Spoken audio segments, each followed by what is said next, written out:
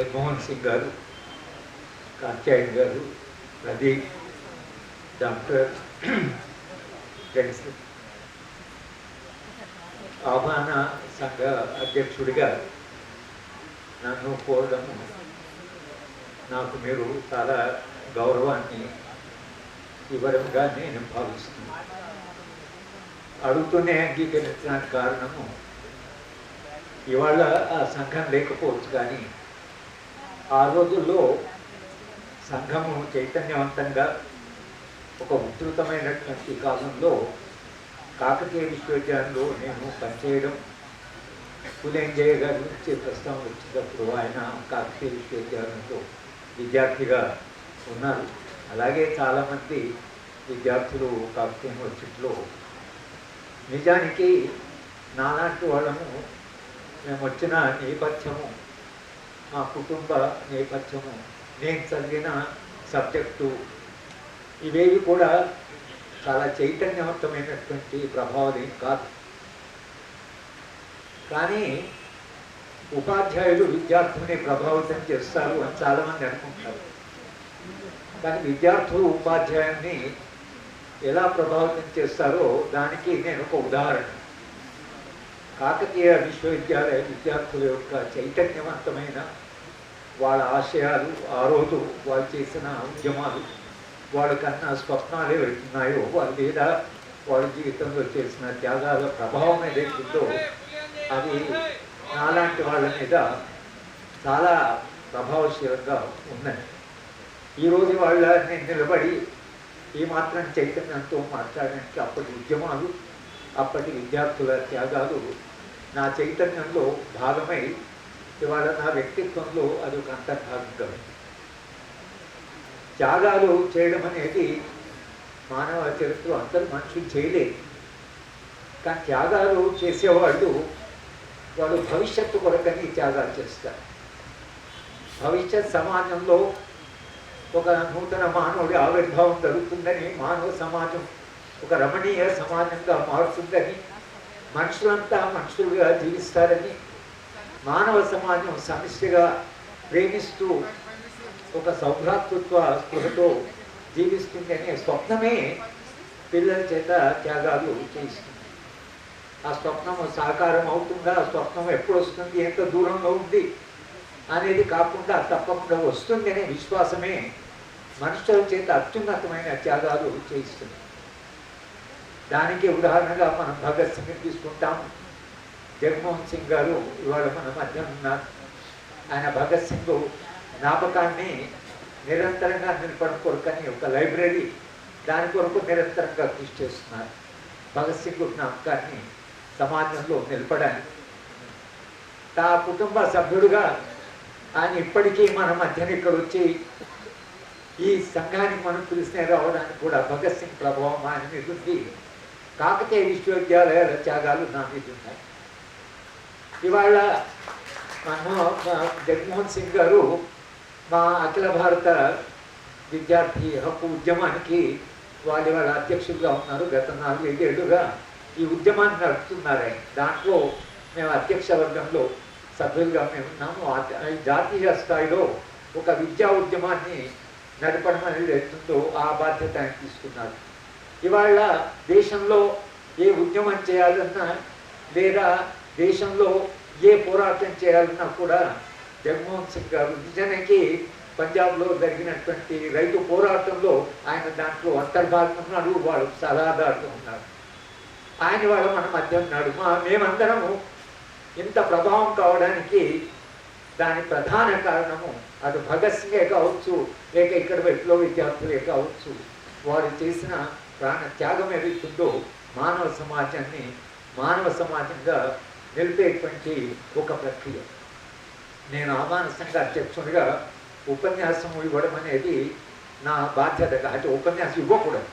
నేను మిమ్మల్ని అన్నీ ఆహ్వానించడానికి, అందరినీ ఇక్కడ ఈ సభలో పాల్గొని అభినందించడానికే వచ్చాను. కానీ సందర్భము ఉంది కాబట్టి ఒక్క విషయం చెప్పి మాత్రమే నేను ముగిస్తాను. 70 వేణు మాట్లాడుకుంటున్నాడు, పాని మాట్లాడి ఎలా చరిత్ర మొత్తంగా విద్యార్థి ఉద్యమ చరిత్ర గురించి మాట్లాడతారు. మీరందరూ కూడా మీ జ్ఞాపకాన్ని గుర్తు చేసుకుంటారు. కానీ పోయిన నెల తిరుపతిలో కూడా ఇలాంటి ఒక సదస్సు జరిగింది. శివారెడ్డి గారని, ఆయన తర్వాత లాయర్ అయ్యాడు, ఆయన ప్రభుత్వ అధికారి అయ్యాడు.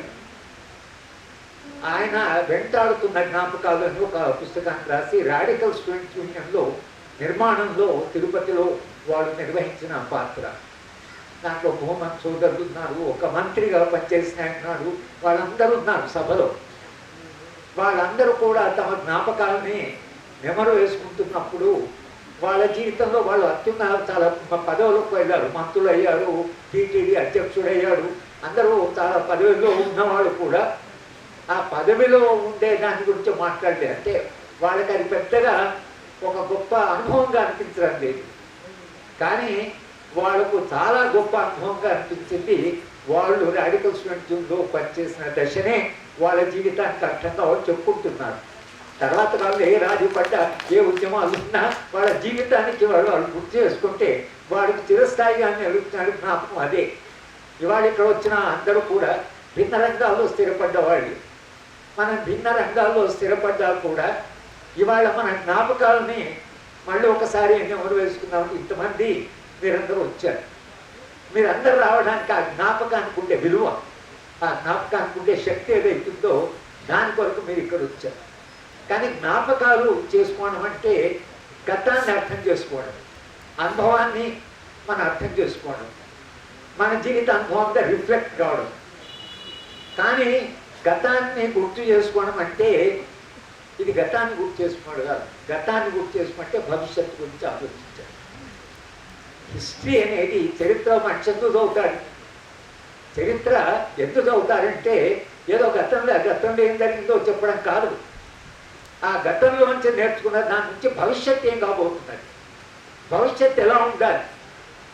కానీ నా దృష్టిలో చరిత్ర గతాన్ని గురించి కాదు. చరిత్ర ఎప్పుడు నిరంతరంగా సంభాషణ, గతానికి భవిష్యత్తు మధ్యన నిరంతర సంభాషణే చరిత్ర. ఇవాళ 2 రోజులు మనం గతంలో ఏం చేశాము అనేది జ్ఞాపకం చేసుకున్నా ఈ దేశము భవిష్యత్తు ఏం కాబోతున్నది, ఇప్పుడున్న పరిస్థితి ఏమిటి, ఈ పరిస్థితి దాటి ప్రపంచమైన మానవ సమాజమైన లేదా మన దేశమైనా ఏం కాబోతున్నది, ఏం కావాలి, ఇదైతే వాళ్ళ మన ముందున్నటువంటి ప్రశ్న.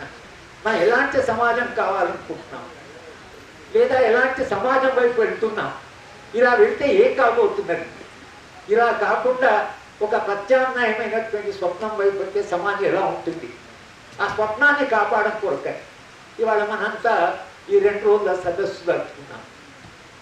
60లో ఇవాళ ఉదయం కూడా ప్రస్తావన వచ్చింది. 60-70లో అది ప్రపంచవ్యాప్తంగా ఒక విప్లవాల యుగం. అది ఫ్రెంచ్ విద్యార్థుల గురించి ప్రస్తావన వచ్చింది, అమెరికా విద్యార్థులు.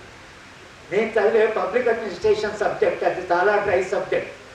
మా పబ్లిక్ అడ్మినిస్ట్రేషన్ డిపార్ట్మెంట్ అంటే సబ్జెక్ట్లో అమెరికాలో యువత, పబ్లిక్ అడ్మినిస్ట్రేషన్ చదువుతున్న యువత ఎదురు తిరుగుబాటు చేసి పాత ప్రొఫెసర్ని అంతా రిజెక్ట్ చేసేసి మొత్తం సబ్జెక్ట్ను రిజెక్ట్ చేసి న్యూ పబ్లిక్ అడ్మినిస్ట్రేషన్ అని, అడ్మినిస్ట్రేషన్ అంటే నిష్పక్షపాతంగా ఉండడం, అడ్మినిస్ట్రేషన్ అంటే అధికారులు పాలకులు కాకుండా పబ్లిక్ అడ్మినిస్ట్రేషన్ అంటే విలువలకు నిలబడాలి, సమాజాన్ని మార్చాలి.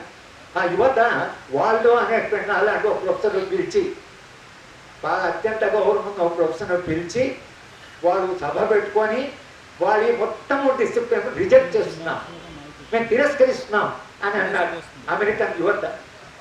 ప్రపంచవ్యాప్తంగా అలాంటి సందర్భంలోనే దేశంలో మన దేశం కూడా విప్లవాలు రావడము, విప్లవాల ప్రభావం వలన ఆనాటి యువత తమ కొన్ని ఆదర్శాల కొరకు త్యాగాలు చేసిన వాళ్ళు గురించి మనం గుర్తు చేసుకుంటున్నాం.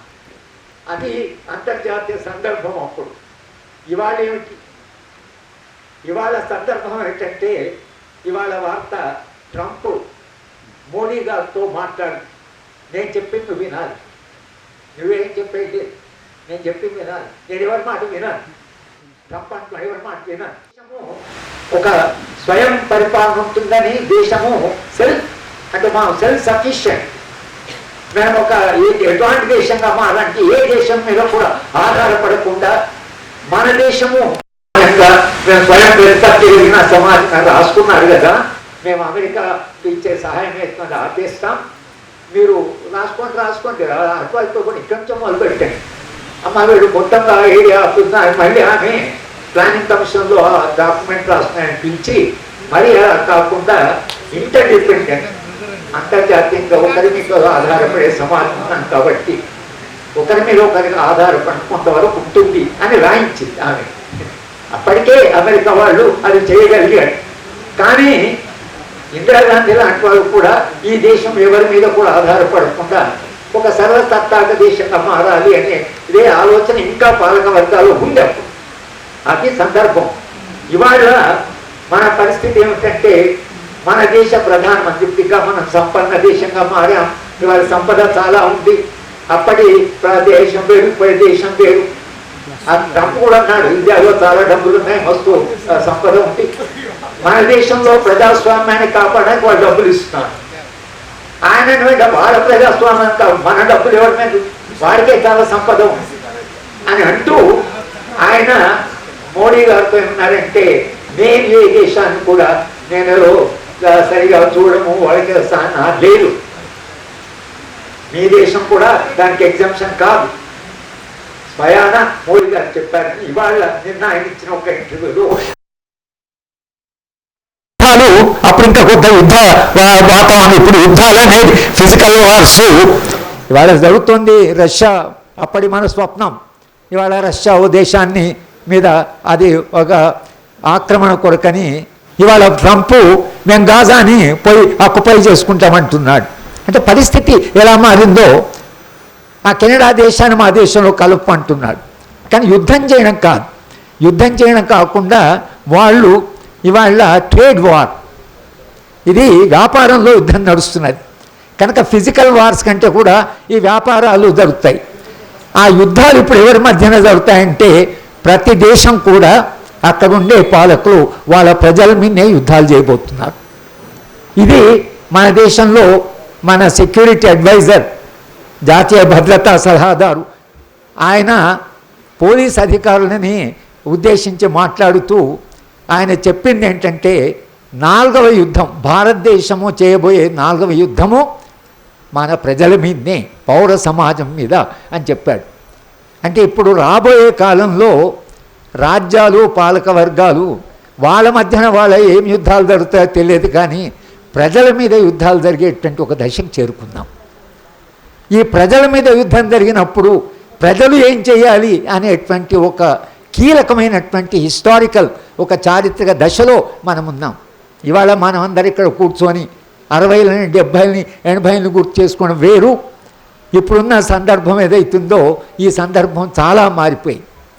ఇక రాబోయే కాలంలో ప్రజల పోరాటాలు, ప్రజల ఉద్యమాలు, ప్రజల చైతన్యమే భవిష్యత్తు నిర్ణయించబోతున్నది. ఈ చారిత్రక దశలో ఇవాళ అప్పటి రాడికల్ విద్యార్థి సంఘంలో పనిచేసిన వాళ్ళు లేదా ఒక విప్లవోద్యమంతో ప్రభావితమైన వాళ్ళు ప్రత్యక్షంగానూ అపరోక్షంగానూ మనం అంతా ఇక్కడ కూర్చున్నాం. విప్లవోద్యమ చివరి దశ అని కూడా పాలకులు అనౌన్స్ చేశారు. కానీ విప్లవాలు అనేవి అసలు ఎవరో దాన్ని అంతం చేయడం ఉండదు. ప్రజల జీవితాలు మారేదాకా, మానవ సమాజం మంత మానవీయ దాకా మారేదాకా, ప్రజల సమస్యలు పరిష్కారమై అందరూ ఆనందంగా జీవించేదాకా మనుషులు పోరాటం చేస్తూనే ఉంటారు. మనుషులు కాబట్టి పోరాటాలు అట్లాగా, పోరాటాలు ఎట్లా అవుతాయంటే ఒక నూతన సమాజ నిర్మాణం జరిగి ఆ నూతన సమాజంలో మనుషులంతా ఆనందంగా జీవించేదాకా ఉద్యమాలు ఏదో ఒక రూపంలో ఉంటాయి. కనుక రాబోయే కాలము అది ఉద్యమాల కాలమే, రాబోయే కాలం అంతా పోరాటాల కాలమే. ఆ సందర్భంలో మనం ఇక్కడ కూర్చొని గతంలో ఎట్లా మనం చైతన్యవంతులం, గతంలో మనం ఏం చేసాం, గతంలో ఎన్ని త్యాగాలు జరిగాయి అని గుర్తు చేసుకుంటూ భవిష్యత్తులో ఈ మానవీయ సమాజ నిర్మాణంలో మనం ఇప్పుడున్న మీ రంగాల్లో మనం కనీసం మనుషులుగానైనా మిగలగలమా, మానవ సంబంధాన్ని కాపాడుకోగలమా, మనిషిలో ఉండే మనిషిని కాపాడుకోగలమా అనే దగ్గరికి మనం వచ్చాం. మనం ఇప్పుడు పెద్ద త్యాగాలు చేయలేకపోవచ్చు, త్యాగాలు చేసే దశ దాటి ఉండొచ్చు, త్యాగాలు చేస్తున్న వాళ్ళు ఉన్నారు. కానీ మనం ఇక్కడ కూర్చున్నది ఇప్పుడున్న ఈ సమాజంలో అమానుషంగా అమానవీయంగా మారుతున్న సమాజం, ప్రకృతి మనిషి విధ్వంసమవుతున్నటువంటి ఒక కాలంలో మనం జీవిస్తున్నాం. ఈ ధ్వంసం ఏదైతే జరుగుతుందో మనిషి ఎట్లయితే కూలిపోతున్నాడో ఆ కూలిపోతున్న మనిషిని మనం ఏమైనా కాపాడగలమా? కూలిపోతున్న మనిషిని నిలబెట్టగలమా అనేది కూడా ఇవాళ మన ముందర ఉండేటువంటి సవాల్. అక్కడ మనందరం ఏదో ఒక పాత్ర నిర్వహించవచ్చనే ఒక విశ్వాసం నాకుంది.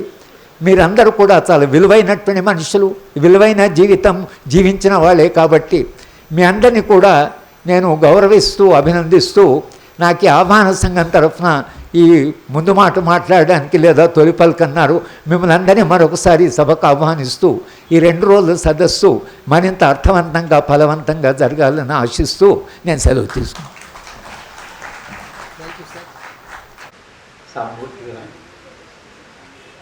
డాక్టర్ జగన్మోహన్ సింగ్ గారు, కాత్యాయన్ గారు, ప్రదీప్, డాక్టర్ ఆహ్వాన సంఘ అధ్యక్షుడిగా నన్ను కోరడము నాకు మీరు చాలా గౌరవాన్ని ఇవ్వడంగా నేను భావిస్తున్నాను. అడుగుతూనే అంగీకరించడానికి కారణము ఇవాళ ఆ సంఘం లేకపోవచ్చు, కానీ ఆ రోజుల్లో సంఘము చైతన్యవంతంగా ఒక ఉధృతమైనటువంటి కాలంలో కాకతీయ విశ్వవిద్యాలయంలో నేను పనిచేయడం, పులేంజయ్య గారి నుంచి ప్రస్తావన వచ్చినప్పుడు ఆయన కాకతీయ విశ్వవిద్యాలయంలో విద్యార్థిగా ఉన్నారు. అలాగే చాలామంది విద్యార్థులు కాకతీయ యూనివర్సిటీలో. నిజానికి నాలాంటి వాళ్ళము మేము వచ్చిన నేపథ్యము, మా కుటుంబ నేపథ్యము, నేను చదివిన సబ్జెక్టు ఇవేవి కూడా చాలా చైతన్యవంతమైనటువంటి ప్రభావం కాదు. కానీ ఉపాధ్యాయులు విద్యార్థుల్ని ప్రభావితం చేస్తారు అని చాలామంది అనుకుంటారు. కానీ విద్యార్థులు ఉపాధ్యాయుల్ని ఎలా ప్రభావితం చేస్తారో దానికి నేను ఒక ఉదాహరణ. కాకతీయ విశ్వవిద్యాలయ విద్యార్థుల యొక్క చైతన్యవంతమైన వాళ్ళ ఆశయాలు, ఆ రోజు వాళ్ళు చేసిన ఉద్యమాలు, వాళ్ళకన్నా స్వప్నాలు ఏవైతున్నాయో వాళ్ళ మీద వాళ్ళ జీవితంలో చేసిన త్యాగాల ప్రభావం ఏదైతుందో అది నాలాంటి వాళ్ళ మీద చాలా ప్రభావశీలంగా ఉన్నాయి. ఈరోజు వాళ్ళ నేను నిలబడి ఈ మాత్రం చైతన్యంతో మాట్లాడడానికి అప్పటి ఉద్యమాలు, అప్పటి విద్యార్థుల త్యాగాలు నా చైతన్యంలో భాగమై ఇవాళ నా వ్యక్తిత్వంలో అది ఒక అంతర్భాగంగా. త్యాగాలు చేయడం అనేది మానవ చరిత్ర అందరూ మనుషులు చేయలేదు. కానీ త్యాగాలు చేసేవాళ్ళు వాళ్ళు భవిష్యత్తు కొరకని త్యాగాలు చేస్తారు. భవిష్యత్ సమాజంలో ఒక నూతన మానవుడి ఆవిర్భావం జరుగుతుందని, మానవ సమాజం ఒక రమణీయ సమాజంగా మారుతుందని, మనుషులంతా మనుషులుగా జీవిస్తారని, మానవ సమాజం సమిష్టిగా ప్రేమిస్తూ ఒక సౌభ్రాతృత్వ స్పృహతో జీవిస్తుంది అనే స్వప్నమే పిల్లల చేత త్యాగాలు చేయిస్తుంది.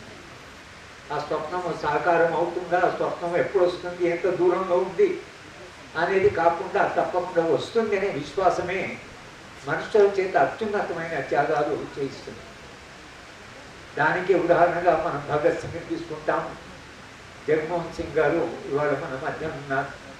ఆయన భగత్ సింగ్ జ్ఞాపకాన్ని నిరంతరంగా నిలపడం కొరకని ఒక లైబ్రరీ, దాని కొరకు నిరంతరంగా కృషి చేస్తున్నారు.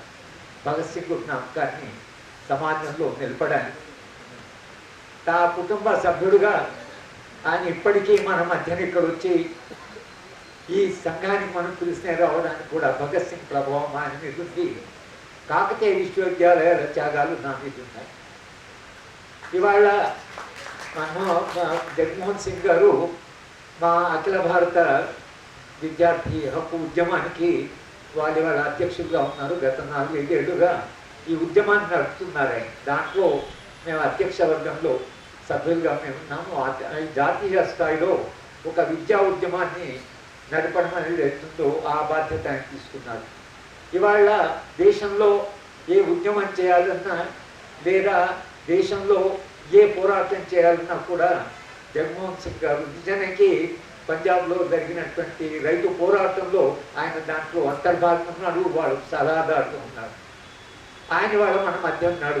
మేమందరము ఇంత ప్రభావం కావడానికి దాని ప్రధాన కారణము అటు భగత్ సింగే కావచ్చు, లేక ఇక్కడ విప్లవ విద్యార్థులే కావచ్చు, వారు చేసిన ప్రాణ త్యాగం ఏదైతుందో మానవ సమాజాన్ని మానవ సమాజంగా నిలిపేటువంటి ఒక ప్రక్రియ.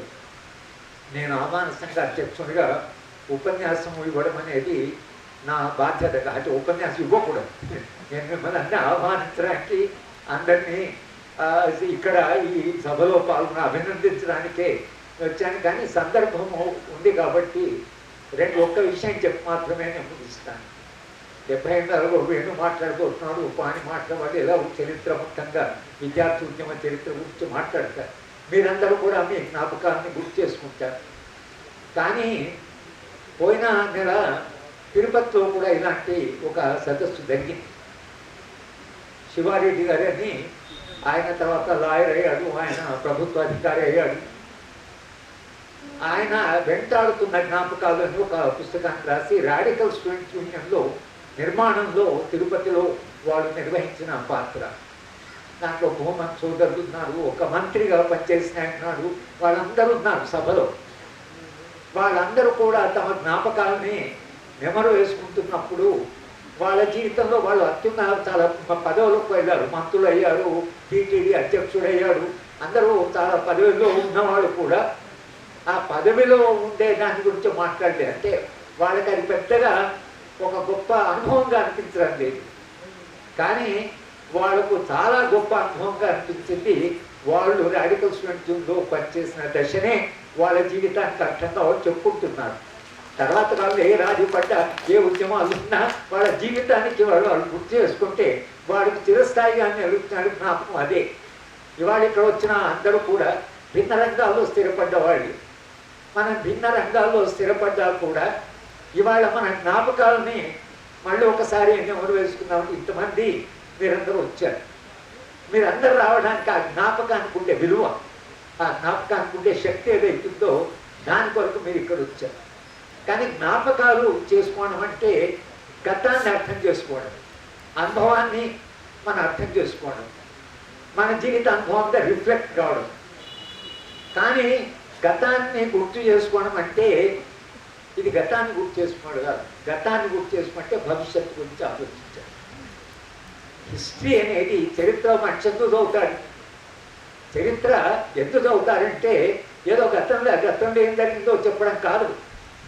ఆ గతంలో నుంచి నేర్చుకున్న దాని నుంచి భవిష్యత్తు ఏం కాబోతున్నది, భవిష్యత్తు ఎలా ఉండాలి. కానీ నా దృష్టిలో చరిత్ర గతాన్ని గురించి కాదు. చరిత్ర ఎప్పుడు నిరంతరంగా సంభాషణ, గతానికి భవిష్యత్తుకు మధ్యన నిరంతర సంభాషణే చరిత్ర. ఇవాళ 2 రోజులు మనం గతంలో ఏం చేశాము అనేది జ్ఞాపకం చేసుకున్నా ఈ దేశము భవిష్యత్తు ఏం కాబోతున్నది, ఇప్పుడున్న పరిస్థితి ఏమిటి, ఈ పరిస్థితి దాటి ప్రపంచమైన మానవ సమాజమైన లేదా మన దేశమైనా ఏం కాబోతున్నది, ఏం కావాలి, ఇదైతే వాళ్ళ మన ముందున్నటువంటి ప్రశ్న. మనం ఎలాంటి సమాజం కావాలనుకుంటున్నాం, లేదా ఎలాంటి సమాజం వైపు వెళ్తున్నాం, ఇలా వెళ్తే ఏం కాబోతున్నది, ఇలా కాకుండా ఒక ప్రత్యామ్నాయమైనటువంటి స్వప్నం వైపు వెళ్తే సమాజం ఎలా ఉంటుంది, ఆ స్వప్నాన్ని కాపాడడం కొరకే ఇవాళ మనంతా ఈ 2 రోజుల సదస్సు జరుపుకున్నాం. 60లో ఇవాళ ఉదయం కూడా ప్రస్తావన వచ్చింది. 60-70లో అది ప్రపంచవ్యాప్తంగా ఒక విప్లవాల యుగం. అది ఫ్రెంచ్ విద్యార్థుల గురించి ప్రస్తావన వచ్చింది. అమెరికా విద్యార్థులు, నేను చదివే పబ్లిక్ అడ్మినిస్ట్రేషన్ సబ్జెక్ట్, అది చాలా డ్రై సబ్జెక్ట్. మా పబ్లిక్ అడ్మినిస్ట్రేషన్ డిపార్ట్మెంట్ అంటే సబ్జెక్ట్లో అమెరికాలో యువత, పబ్లిక్ అడ్మినిస్ట్రేషన్ చదువుతున్న యువత ఎదురు తిరుగుబాటు చేసి పాత ప్రొఫెసర్ని అంతా రిజెక్ట్ చేసేసి మొత్తం సబ్జెక్ట్ను రిజెక్ట్ చేసి న్యూ పబ్లిక్ అడ్మినిస్ట్రేషన్ అని, అడ్మినిస్ట్రేషన్ అంటే నిష్పక్షపాతంగా ఉండడం, అడ్మినిస్ట్రేషన్ అంటే అధికారులు పాలకులు కాకుండా పబ్లిక్ అడ్మినిస్ట్రేషన్ అంటే విలువలకు నిలబడాలి, సమాజాన్ని మార్చాలి. ఆ యువత వాళ్ళు అనేటువంటి అలాంటి ఒక ప్రొఫెసర్ను పిలిచి, బాగా అత్యంత గౌరవం ఒక ప్రొఫెసర్ను పిలిచి వాళ్ళు సభ పెట్టుకొని వాళ్ళు మొత్తం డిసిప్లిన్ రిజెక్ట్ చేస్తున్నాం, మేము తిరస్కరిస్తున్నాం అని అన్నాడు అమెరికన్ యువత. ప్రపంచవ్యాప్తంగా అలాంటి సందర్భంలోనే దేశంలో మన దేశం కూడా విప్లవాలు రావడము, విప్లవాల ప్రభావం వలన ఆనాటి యువత కొన్ని ఆదర్శాల కొరకు త్యాగాలు చేసిన వాళ్ళు ఉదయించి మనం గుర్తు చేసుకుంటున్నాం. అది అంతర్జాతీయ సందర్భం. అప్పుడు ఇవాళ ఏమిటి, ఇవాళ సందర్భం ఏంటంటే ఇవాళ వార్త ట్రంప్ మోడీ గారితో మాట్లాడు, నేను చెప్పింది వినాలి, నువ్వేం చెప్పేది నేను చెప్పింది వినాలి, నేను ఎవరి మాట వినాలి, ట్రంప్ అంటున్నా ఎవరి మాట వినాలి. ఒక స్వయం పరిపాలన ఉంటుందని దేశము అంటే మనం సెల్ఫ్ సఫిషియెంట్, మేము ఒక ఎటువంటి దేశంగా మారంటే ఏ దేశం మీద కూడా ఆధారపడకుండా మన దేశము మేము స్వయం ప్రతిపత్తి కలిగిన సమాజం రాసుకున్నారు కదా, మేము అమెరికా ఇచ్చే సహాయం ఎత్తుకుంటే ఆపేస్తాం, మీరు రాసుకోండి అటువైపు కూడా ఇక్కడి నుంచో మొదలుపెట్టండి. అమ్మ వీడు మొత్తంగా ఏరియా మళ్ళీ ఆమె ప్లానింగ్ కమిషన్లో ఆ డాక్యుమెంట్ రాస్తున్నాయని పిలిచి మరి కాకుండా ఇంటర్డిపెండెంట్ అంతర్జాతీయంగా ఒకరి మీద ఆధారపడే సమాజం ఉన్నాం కాబట్టి ఒకరి మీద ఒకరికి ఆధారపడి కొంతవరకు ఉంటుంది అని రాయించింది ఆమె. అప్పటికే అమెరికా వాళ్ళు అది చేయగలిగారు. కానీ ఇందిరాగాంధీ లాంటి వాళ్ళు కూడా ఈ దేశం ఎవరి మీద కూడా ఆధారపడకుండా ఒక సర్వసత్తాక దేశంగా మారాలి అనే ఇదే ఆలోచన ఇంకా పాలక వర్గాలు ఉంది అప్పుడు. అది సందర్భం. ఇవాళ మన పరిస్థితి ఏమిటంటే మన దేశ ప్రధానమంత్రిగా మనం సంపన్న దేశంగా మారాం. ఇవాళ సంపద చాలా ఉంది. అప్పటి దేశం వేరు, ఇప్పటి దేశం వేరు. ట్రంప్ కూడా అన్నాడు ఇండియాలో చాలా డబ్బులు ఉన్నాయి, మస్తు సంపద ఉంది. మన దేశంలో ప్రజాస్వామ్యాన్ని కాపాడడానికి వాళ్ళు డబ్బులు ఇస్తున్నారు. ఆయన వాళ్ళ ప్రజాస్వామ్యం కాదు, మన డబ్బులు ఎవరి మీద, వాడికే చాలా సంపద ఉంది అని అంటూ ఆయన మోడీ గారితో ఏమన్నారంటే నేను ఏ దేశాన్ని కూడా నేను సరిగా చూడము వాళ్ళకి లేదు, మీ దేశం కూడా దానికి ఎగ్జామ్షన్ కాదు స్వయాన మోడీ గారు చెప్పారని ఇవాళ నిన్న ఆయన ఇచ్చిన ఒక ఇంటర్వ్యూలో. అప్పుడు ఇంకా కొత్త యుద్ధ వాతావరణం, ఇప్పుడు యుద్ధాలు అనేది ఫిజికల్ వార్స్ ఇవాళ జరుగుతుంది. రష్యా అప్పటి మన స్వప్నం, ఇవాళ రష్యా ఓ దేశాన్ని మీద అది ఒక ఆక్రమణ కొరకని ఇవాళ ట్రంప్ మేము గాజాని పోయి ఆక్యుపై చేసుకుంటామంటున్నాడు. అంటే పరిస్థితి ఎలా మారిందో, ఆ కెనడా దేశాన్ని మా దేశంలో కలుపు అంటున్నాడు. కానీ యుద్ధం చేయడం కాదు, యుద్ధం చేయడం కాకుండా వాళ్ళు ఇవాళ ట్రేడ్ వార్, ఇది వ్యాపారంలో యుద్ధం నడుస్తున్నది కనుక ఫిజికల్ వార్స్ కంటే కూడా ఈ వ్యాపారాలు జరుగుతాయి. ఆ యుద్ధాలు ఇప్పుడు ఎవరి మధ్యన జరుగుతాయంటే ప్రతి దేశం కూడా అక్కడ ఉండే పాలకులు వాళ్ళ ప్రజల మీదనే యుద్ధాలు చేయబోతున్నారు. ఇది మన దేశంలో మన సెక్యూరిటీ అడ్వైజర్, జాతీయ భద్రతా సలహాదారు, ఆయన పోలీస్ అధికారులని ఉద్దేశించి మాట్లాడుతూ ఆయన చెప్పింది ఏంటంటే 4వ యుద్ధం, భారతదేశము చేయబోయే 4వ యుద్ధము మన ప్రజల మీదనే, పౌర సమాజం మీద అని చెప్పాడు. అంటే ఇప్పుడు రాబోయే కాలంలో రాజ్యాలు పాలక వర్గాలు వాళ్ళ మధ్యన వాళ్ళ ఏం యుద్ధాలు జరుగుతాయో తెలియదు, కానీ ప్రజల మీద యుద్ధాలు జరిగేటువంటి ఒక దశకు చేరుకుందాం. ఈ ప్రజల మీద యుద్ధం జరిగినప్పుడు ప్రజలు ఏం చేయాలి అనేటువంటి ఒక కీలకమైనటువంటి హిస్టారికల్ ఒక చారిత్రక దశలో మనం ఉన్నాం. ఇవాళ మనం అందరు ఇక్కడ కూర్చొని 60లని 70లని 80లని గుర్తు చేసుకోవడం వేరు. ఇప్పుడున్న సందర్భం ఏదైతుందో ఈ సందర్భం చాలా మారిపోయింది. ఇక రాబోయే కాలంలో ప్రజల పోరాటాలు, ప్రజల ఉద్యమాలు, ప్రజల చైతన్యమే భవిష్యత్తు నిర్ణయించబోతున్నది. ఈ చారిత్రక దశలో ఇవాళ అప్పటి రాడికల్ విద్యార్థి సంఘంలో పనిచేసిన వాళ్ళు లేదా ఒక విప్లవోద్యమంతో ప్రభావితమైన వాళ్ళు ప్రత్యక్షంగాను అపరోక్షంగాను మనం అంతా ఇక్కడ కూర్చున్నాం. విప్లవోద్యమ చివరి దశ అని కూడా పాలకులు అనౌన్స్ చేశారు. కానీ విప్లవాలు అనేవి అసలు ఎవరో దాన్ని అంతం చేయడం ఉండదు. ప్రజల జీవితాలు మారేదాకా, మానవ సమాజం మంత మానవీయ దాకా మారేదాకా, ప్రజల సమస్యలు పరిష్కారమై అందరూ ఆనందంగా జీవించేదాకా మనుషులు పోరాటం చేస్తూనే ఉంటారు. మనుషులు కాబట్టి పోరాటాలు అట్లాగా, పోరాటాలు ఎట్లా అవుతాయంటే ఒక నూతన సమాజ నిర్మాణం జరిగి ఆ నూతన సమాజంలో మనుషులంతా ఆనందంగా జీవించేదాకా ఉద్యమాలు ఏదో ఒక రూపంలో ఉంటాయి. కనుక రాబోయే కాలము అది ఉద్యమాల కాలమే, రాబోయే కాలం అంతా పోరాటాల కాలమే. ఆ సందర్భంలో మనం ఇక్కడ కూర్చొని గతంలో ఎట్లా మనం చైతన్యవంతులం, గతంలో మనం ఏం చేశాం, గతంలో ఎన్ని త్యాగాలు జరిగాయి అని గుర్తు చేసుకుంటూ భవిష్యత్తులో ఈ మానవీయ సమాజ నిర్మాణంలో మనం ఇప్పుడున్న మీ రంగాల్లో మనం కనీసం మనుషులుగానైనా మిగలగలమా, మానవ సంబంధాన్ని కాపాడుకోగలమా, మనిషిలో ఉండే మనిషిని కాపాడుకోగలమా అనే దగ్గరికి మనం వచ్చాం. మనం ఇప్పుడు పెద్ద త్యాగాలు చేయలేకపోవచ్చు, త్యాగాలు చేసే దశ దాటి ఉండొచ్చు, త్యాగాలు చేస్తున్న వాళ్ళు ఉన్నారు. కానీ మనం ఇక్కడ కూర్చున్నది ఇప్పుడున్న ఈ సమాజంలో అమానుషంగా అమానవీయంగా మారుతున్న సమాజం, ప్రకృతి మనిషి విధ్వంసమవుతున్నటువంటి ఒక కాలంలో మనం జీవిస్తున్నాం. ఈ ధ్వంసం ఏదైతే జరుగుతుందో, మనిషి ఎట్లయితే కూలిపోతున్నాడో ఆ కూలిపోతున్న మనిషిని మనం ఏమైనా కాపాడగలమా, కూలిపోతున్న మనిషిని నిలబెట్టగలమా అనేది కూడా ఇవాళ మన ముందర ఉండేటువంటి సవాల్. అక్కడ మనందరం ఏదో ఒక పాత్ర నిర్వహించవచ్చనే ఒక విశ్వాసం నాకుంది. మీరందరూ కూడా చాలా విలువైనటువంటి మనుషులు, విలువైన జీవితం జీవించిన వాళ్ళే కాబట్టి మీ అందరినీ కూడా నేను గౌరవిస్తూ అభినందిస్తూ నాకు ఈ ఆహ్వాన సంఘం తరఫున ఈ ముందు మాట మాట్లాడడానికి లేదా తొలి పలుకన్నారు మిమ్మల్ని అందరినీ మరొకసారి సభకు ఆహ్వానిస్తూ ఈ 2 రోజుల సదస్సు మరింత అర్థవంతంగా ఫలవంతంగా జరగాలని ఆశిస్తూ నేను సెలవు తీసుకున్నాను.